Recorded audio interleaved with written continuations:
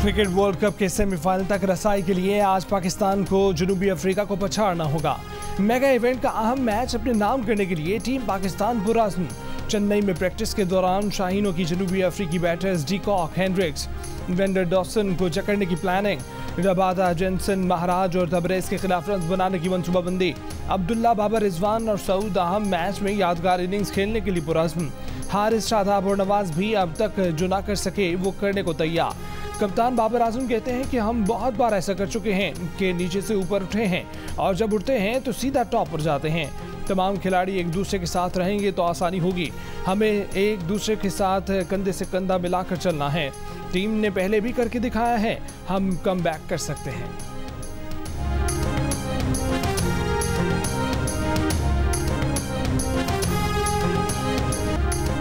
World cup का semifinal कौन सी चार टीमें खेलेगी, सूरत हाल अब तक वाज़ेह नहीं। पाकिस्तान की लास्ट फोर में जगह बनाने के लिए आसान सा फॉर्मूला ये है कि पाकिस्तान अपने चारों मैचेस जीत ले। अगर पाकिस्तान 3 मैचेस जीता तो रन रेट भी बेहतर करना होगा। पाकिस्तान 2 मैचेस जीत कर भी सेमीफाइनल में पहुंच सकता है, लेकिन ये एक मौजज़ा होगा। वर्ल्ड कप में 5 मैचेस जीतने वाला भारत भी अभी तक सेमीफाइनल में नहीं पहुंचा है और न 5 में से 4 मैचेस हारने के बाद इंग्लैंड सेमीफाइनल की दौड़ से बाहर हुआ है।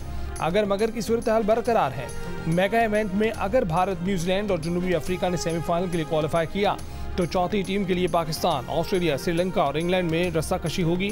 पॉइंट्स टेबल पर भारत 10 पॉइंट के साथ टॉप पर है, जनूबी अफ्रीका दूसरे, न्यूजीलैंड तीसरे नंबर पर, ऑस्ट्रेलिया 6 पॉइंट्स के साथ चौथे, श्रीलंका 5वें और पाकिस्तान 6ठे नंबर पर।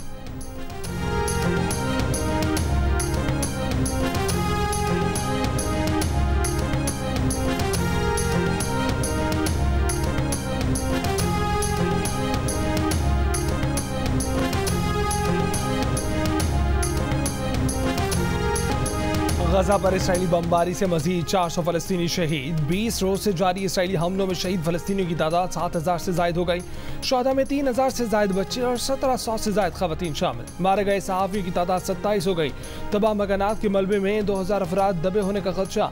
हमास के तर्जुमान का कहना है कि इसराइली बमबारी में अब तक 50 यरगमादी भी हलाक हो चुके हैं। इसराइली बमबारी से तबाही पर फलस्तीनी हुकूमत का कहना है कि गजा में 50% रिहायशी इमारतें मुकम्मल तबाह हो चुकी। बिजली और तिब्बी सामान न होने के सबब 34% अस्पताल बंद करना पड़ गए। अक़वाम मुत्तहिदा का कहना है कि गजा में कोई मकाम भी महफूज नहीं है।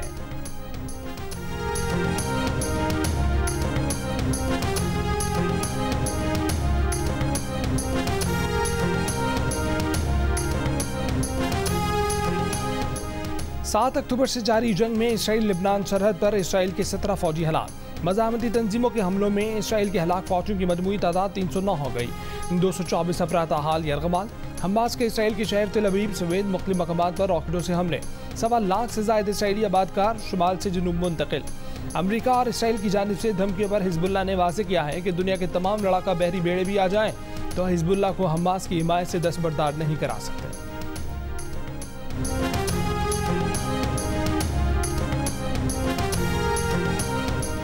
अमेरिका का मशरिक़ वस्ता में मजीद 900 अमरीकी फौजी भेजने का फैसला। पेंटागन का कहना है कि गुज़िश्ता हफ्ते इराक में कम अज़ कम 12 और शाम में 4 हमले किए गए। इत्तेहादी अफवाज के ठिकानों पर हमलों में 20 से ज़ायद फौजी जख्मी हुए। नई तैनाती का मकसद अमरीकी फोर्सेज की हिफाजत, फ़ज़ाई दिफा को तक़वियत देना है। अमरीकी फौजी इसराइल नहीं जाएंगे। तैनाती खित्ते में इसराइल फ़लस्तीन जंग मजीद फैलने से रोकने का पैगाम देने की कोशिश करा।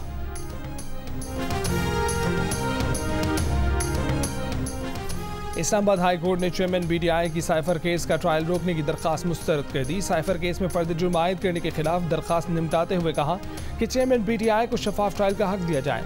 ऑफिशियल सीक्रेट एक्ट के तहत कायम इसी मुकदमे में चेयरमैन BTI की जमानत पर रिहाई की दरखास्त पर फैसला आज सुनाया जाएगा।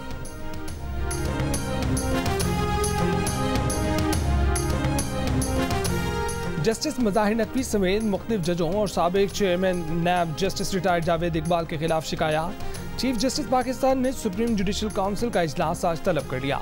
सुप्रीम जुडिशल काउंसिल ने साबिक chairman NAB justice retired Javed Iqbal के खिलाफ शिकायत का जायजा भी लिया जाएगा। काउंसिल में साबिक चेयरमैन नैब जावेद इकबाल की तकर्री और कंडक्ट के खिलाफ 2 शिकायत दर्ज हैं। सजाओं के खिलाफ नवाज शरीफ की अपीलें बहाल। अदालत में सरेंडर करने पर इश्तिहारी नहीं रहे।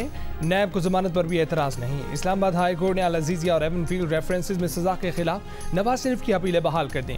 नैब के प्रोसिक्यूटर जनरल ने अदालत में कहा कि ना दरखास्तों की बहाली पर एतराज़ है ना जमानत पर। इश्तिहारी ने अदालत में सरेंडर कर दिया है तो उनकी अपील बहाल होनी चाहिए। प्रोसिक्यूटर की जिम्मेदारी है कि अगर कोई शहादत मुलजिम के हक में जाए तो उसे भी ना छुपाए। जस्टिस मियां गुल हसन ने रिमार्क्स दिए हैं कि प्रोसिक्यूटर जनरल नैब ने बड़ी वाज़ेह पोजीशन ले ली है।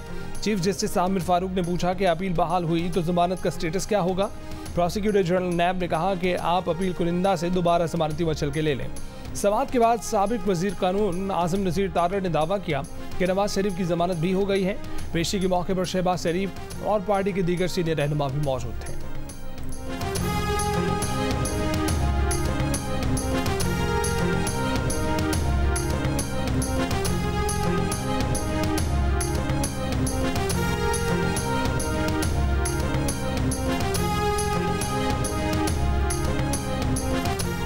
नवाज शरीफ लाडले के लिए सारे रिलीफ और बाकियों के लिए सख्ती।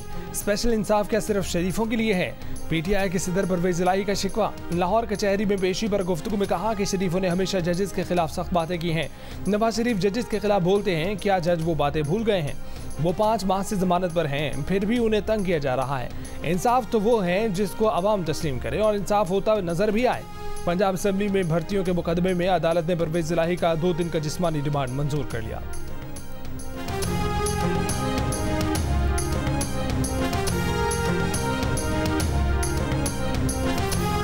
अभी आपको यकीन है कि जनवरी के आखिरी हफ्ते में इलेक्शन हो जाएगा? नहीं, मुझे यकीन नहीं है। मैं इंशाल्लाह समझता हूं कि जब सुप्रीम जुडिशरी ने इस बात को अपनी नज़र में ले लिया है तो बहुत ही मुनासिब फैसला आएगा वहां से। I appreciate that. इलेक्शन मुलतवी होने का कोई इम्कान नहीं। इलेक्शन कमीशन के फैसलों में किसी किस्म का इबाहम नहीं। इलेक्शन कमीशन का सदर मुमलिकत आरिफ अलवी का इलेक्शन से मुतल्लिक बयान रद्द कर दिया। कहा कि इंतखाबात के लिए इलेक्शन कमीशन की तैयारी मुकम्मल है। हल्का बंदियों का पहला मरहला मुकम्मल हो चुका है। हल्का बंदियों पर एतराज़ात दायर करने का दूसरा मरहला आज मुकम्मल हो जाएगा। 30 और 31 अक्टूबर से एतराज़ात पर समाअत और 30 नवंबर को हल्का बंदियों की हतमी फहरिस्त शाया कर दी जाएगी। हल्का बंदी की आशात के बाद इलेक्शन शेड्यूल का ऐलान कर दिया जाएगा। गुज़श्ता रोज़ जियो न्यूज़ के प्रोग्राम कैपिटल टॉक में इंटरव्यू में सदर आरिफ अलवी ने कहा था कि उन्हें यकीन नहीं है कि जनवरी में इलेक्शन होंगे।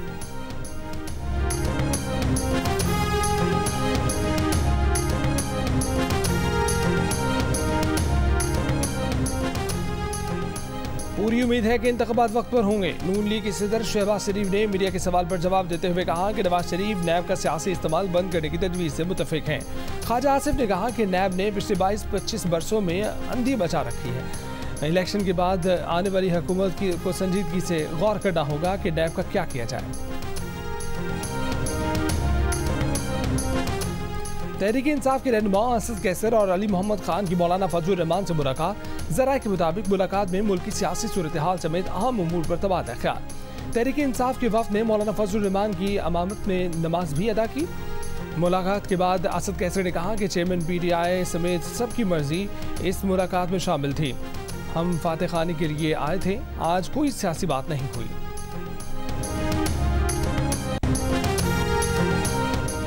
ग्रैंड डायलॉग इलेक्शन के बाद होना चाहिए। ख्वाजा आसिफ की प्रोग्राम आज शाहजेब खानदादा के साथ में गुफ्तगू। कहा कि नवाज शरीफ ने सियासी जमातों को भी बात करने की दावत दी है।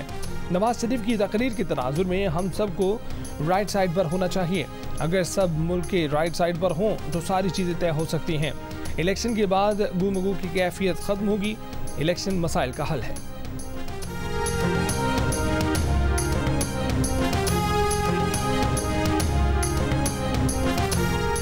निगरान वज़ीर आज़म अनवारुल हक काकड़ से अमरीकी सफ़ीर डोनाल्ड ब्लूम की मुलाकात। गैर कानूनी मुकीम गैर मुल्कियों की वापसी, इंतखाबी अमूर और गजा समेत दीगर अहम अमूर पर तबादला ख्याल। वज़ीर आज़म ने मईशत के इस्तेहकाम समेत अहम तरजीही अमूर से आगाह किया। निगरान वज़ीर आज़म का पाकिस्तान और अमरीका के दरमियान मजबूत ताल्लुकात की अहमियत पर जोर। कराची के इलाके गुलिस्तान जौहर में गाड़ी और रिक्शे की टक्कर, बच्ची जमहा, खातून समेत 2 अफराद जख्मी। मंगोपीर में कस्टम की कार्रवाई के दौरान ऑयल टैंकर का ड्राइवर हलाक। ड्राइवर टंडो आदम से खाम तेल लेकर कराची पहुंचा था। कस्टम ने ड्राइवर को रोका। इस दौरान मुबैना हाथापाई हुई। पुलिस के मुताबिक ड्राइवर मोहम्मद बशीर को मुर्दा हालत में अस्पताल लाया गया। ऑयल टैंकर ड्राइवर की हलाकत के खिलाफ टैंकर मालिकान का बिलावल हाउस चुरंगी पर एहतजाज।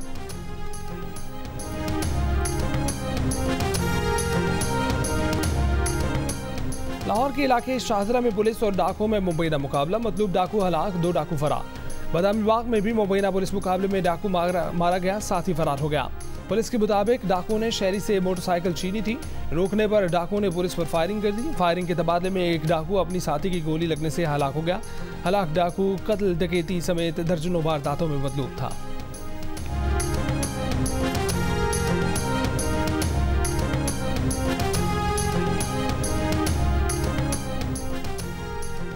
गुजरांवाला में 3 रोज से लापता 5 साल के बच्चे की लाश मिल गई। पुलिस के मुताबिक बच्चे को ज्यादती के बाद सर पर ईंटें मारकर कत्ल किया गया। लाश पोस्टमार्टम के लिए अस्पताल मुंतकिल कर दी गई। ज्यादती और कत्ल का मुलजिम गिरफ्तार कर लिया गया। पुलिस का कहना है कि मुलजिम बच्चे का मोहल्लेदार है। ज्यादती का वालिदैन को बताने पर बच्चे को कत्ल किया। अहले खाना ने बच्चे के अगवा का मुकदमा दर्ज कराया था।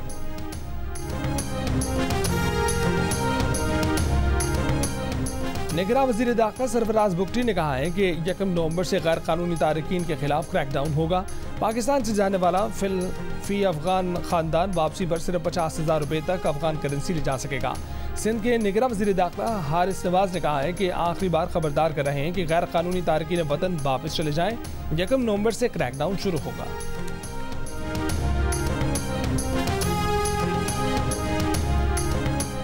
Army chief general Asim Munir ने कहा है कि रियासती इदारों के खिलाफ प्रोपेगेंडे का मुकाबला करना दानिशवरों सिविल सोसाइटी की जिम्मेदारी है।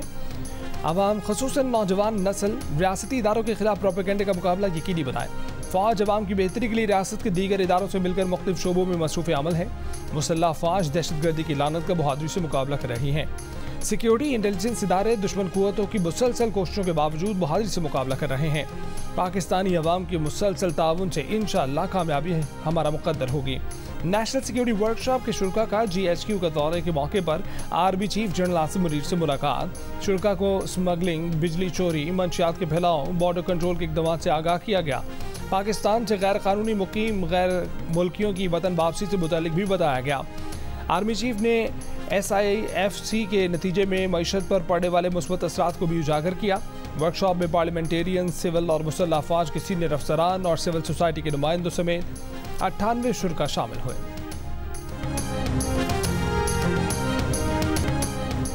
भारतीय फोर्सेस की जफरवाल सेक्टर में क्वाडकॉप्टर ड्रोन से दरअंदाजी की कोशिश।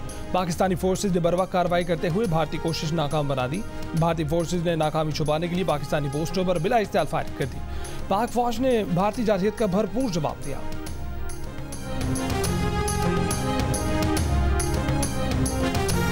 मकबूजा कश्मीर पर भारतीय कब्जे की तल्ख याद में मुजफ्फराबाद में मशल बरदार रैली। जम्मू कश्मीर के बड़े हिस्से पर भारत के गासिबाना कब्जे को 76 बरस बीत गए।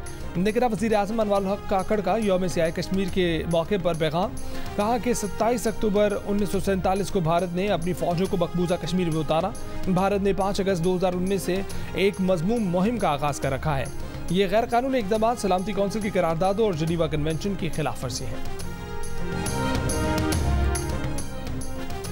चीनी वज़ीर ख़ारजा वांग जी की वाशिंगटन में अमरीकी हम मनसब एंटनी ब्लिंकन से मुलाकात। चीनी वज़ीर ख़ारजा तामीरी बातचीत से दो तरफ़ा ताल्लुकात मज़ीद मुस्तहकम करने के लिए पुरुमीद। वांग जी का कहना था कि चीन गलतफहमी को कम करना चाहता है। चीनी वज़ीर ख़ारजा की सदर शी जिनपिंग के मुमकिन दौरा अमरीका की तैयारियों के लिए वाशिंगटन का दौरा। अमरीकी सदर जो बाइडन ने चीनी हम मनसब को सैन फ्रांसिस्को में एपेक सरबराही इजलास में शिरकत के लिए मदऊ कर रखा है। चीनी वज़ीर ख़ारजा कौमी सलामती के मुशीर जैक सलिवान से भी मिलेंगे।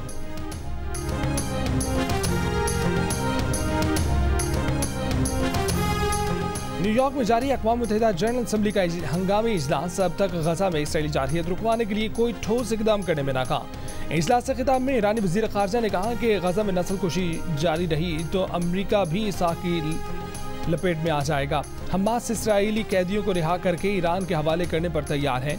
इसराइली मंदूब ने कहा कि हमास को सफ़ाए हस्ती से मिटाना चाहते हैं। गजा पर इसराइली बर्बरियत के खिलाफ दुनिया भर से आवाजें उठने का सिलसिला जारी। न्यूयॉर्क की वॉल स्ट्रीट पर गजा के मजलूम बासियों के साथ इजहार यकजहती। मुजाहिरीन ने हाथों में प्ले कार्ड उठा रखे थे और इसराइली जारहियत के खिलाफ नारेबाजी कर रहे थे। ब्रसल्स में यूरोपीय रहनुमाओं के इजलास के मकाम के सामने एहतजाज किया गया। मैड्रिड में हजारों तलबा फलस्तीनियों के साथ यकजहती के लिए सड़कों पर निकल आए। मुजाहिरीन के फलस्तीन की आज़ादी और गजा के लोगों की नस्लकुशी रोकने का मुतालबा।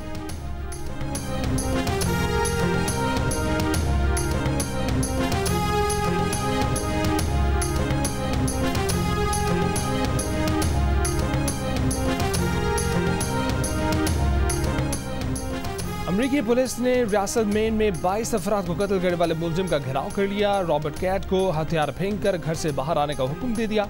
मुलजिम अमरीकी फौज का साबिक एहलकार निकला। मुमकिन तौर पर साबिक पार्टनर की तलाश में क्लब आया था, जहां फायरिंग की। खुदकुशी से मुतल्लिक बेटे के नाम तहरीर भी घर पर छोड़ी थी। रियासत शिमाली कैरोलिना में घर से खातून समेत 5 अफराद की लाशें बरामद। 5 अफराद की उम्रें 30 से 80 बरस के बीच हैं। सबको गोली मारी गई। कतर की अदालत ने भारतीय नेवी के 8 साबिक एहलकारों को सजाए मौत सुना दी। भारतीय मीडिया के मुताबिक साबिक भारतीय नेवी एहलकारों को इसराइल के लिए जासूसी के इल्जाम में कतर में गुज़िश्ता साल गिरफ्तार किया गया था। भारतीय हुकूमत का कहना है कि फैसले को कतरी हुकाम के सामने उठाएंगे। भारतीय मीडिया के मुताबिक भारतीय बहरिया के साबिक एहलकार कतरी बहरिया के लिए सामान बनाने वाली कंपनी में काम कर रहे थे।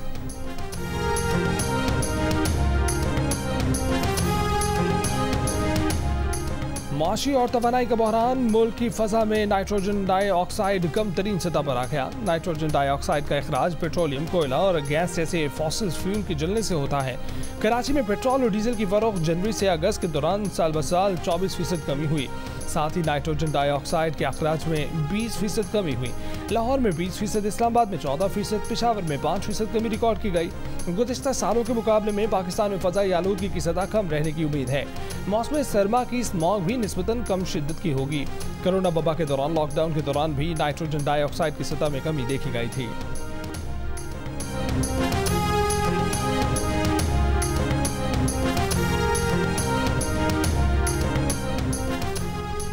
जनूबी कोरिया के क़याम की सालगिरह के मौके पर इस्लामाबाद में तकरीब। कोरिया के सफ़ीर की रिहाइशगाह पर मुनक्किद तकरीब में गवर्नर सिंध समेत सियासी और समाजी शख्सियात की शिरकत।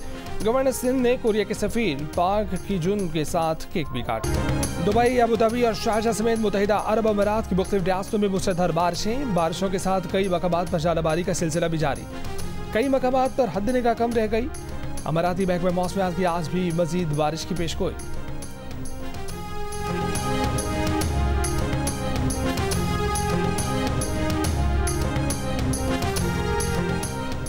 पीसीबी का कहना है कि मुस्तकबिल के फैसले वर्ल्ड कप की कारकर्दगी की रोशनी में किए जाएंगे। Chairman management committee Zaka Ashraf ने चीफ सिलेक्टर इमामुल हक और कप्तान बाबर आजम को फ्री हैंड दिया। उनकी मर्जी के मुताबिक टीम बनाने में किसी किस्म की रुकावट नहीं बने। वर्ल्ड कप में सब्ज़ हिलाली परचम की सरबुलंदी के लिए अच्छे खेल के लिए पुरुमीद हैं। कौमी टीम शिकस्त भूल कर आने वाले मैचेस में अच्छे खेल का मुजाहरा करेगी। पीसीबी की शायकीन और क्रिकेटर से पाकिस्तानी टीम को सपोर्ट करने की अपील।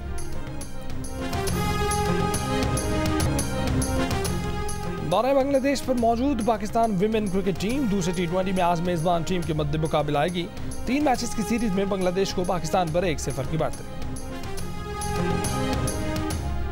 लंकन टाइगर्स ने इंग्लिश शेरों को दबोच लिया। क्रिकेट वर्ल्ड कप में दिफाई चैंपियन इंग्लैंड की टीम श्रीलंका के खिलाफ 156 रन बनाकर ढेर हो गई। ऑलराउंडर बेन स्टोक्स 43 रन बनाकर टॉप स्कोरर रहे। श्रीलंका ने हदफ 26वें ओवर में 2 विकेटों के नुकसान पर हासिल कर लिया।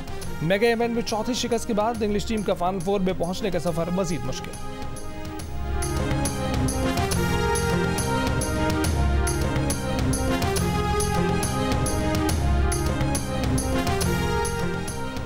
हारना मना है में हुए वर्ल्ड कप क्रिकेट पर तस्जीह और तबसरे। क्रिकेटर इमाद वसीम का कहना था कि श्रीलंका ने इंग्लैंड के खिलाफ बॉलिंग बहुत अच्छी की।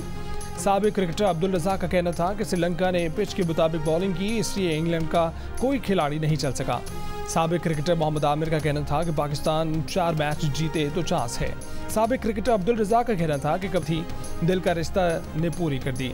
सार्फिन के एतमाद ने दिल का रिश्ता को पाकिस्तान की नंबर 1 रिश्ता ऐप बना दिया। लॉन्च के पहले ही साल में 16 लाख से ज़्यादा प्रोफाइल्स और 9 लाख मैच बन गए। 172 ममालिक से 40,000 मर्द व ख़वातीन की प्रोफाइल का भी इजाफा हो चुका।